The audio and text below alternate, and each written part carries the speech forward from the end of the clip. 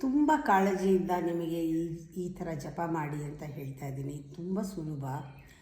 ನೀವು ಯಾವುದೇ ಮಂತ್ರ ತಗೊಳ್ಳಿ ಪರವಾಗಿಲ್ಲ, ಆಂಜನೇಯನ ಮಂತ್ರ ತಗೊಳ್ಳಿ ಪರವಾಗಿಲ್ಲ, ಕಾಲಭೈರವನ್ ತಗೊಳ್ಳಿ ಪರವಾಗಿಲ್ಲ, ಗುರುಗಳು ತಗೊಳ್ಳಿ, ಯಾವುದೇ ಮಂತ್ರ ತಗೊಳ್ಳಿ, ಇದು ಅಂತ ಇಲ್ಲ.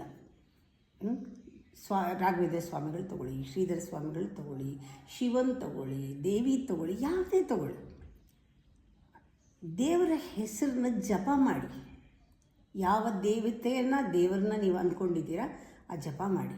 ಆ ಹೆಸರು ಹೇಳುವಾಗ ನಿಮ್ಮ ದೇವತೆಯನ್ನು ನೀವು ನೋಡಿದ್ದೀರಲ್ವಾ, ಇಷ್ಟ ದೇವತೆಯ ಒಂದು ಭಾವಚಿತ್ರವನ್ನು, ಅದನ್ನು ಬೆಳಕು ಅಂದ್ಕೊಳ್ಳಿ, ಭಾವಿಸ್ಕೊಳ್ಳಿ.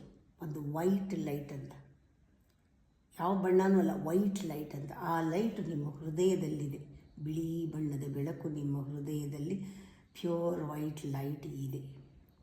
ನಿಮ್ಮ ದೇವತೆಯ ಆಕಾರ ಇದೆ ಆ ಲೈಟ್ಗೆ. Deep inside the heart feel ಮಾಡಿ ಅದನ್ನು, ಅಲ್ಲಿದೆ ಅಂತ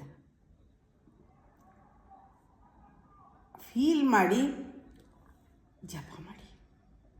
ಇಲ್ಲಿ ನೀವು ದಾರಿ ತಪ್ಪಕ್ಕೆ ಸಾಧ್ಯವೇ ಇಲ್ಲ. ಈ ಥರ ಮಂತ್ರ ಒಳಗಡೆ ಬೆಳಕು ಥರ ಇಟ್ಕೊಂಡು ದೇವರನ್ನ ಮಾಡೋದು ಬಹಳ ಸೇಫು. ಆಮೇಲಿನ ಪರಿಣಾಮಗಳು ಅದ್ಭುತ.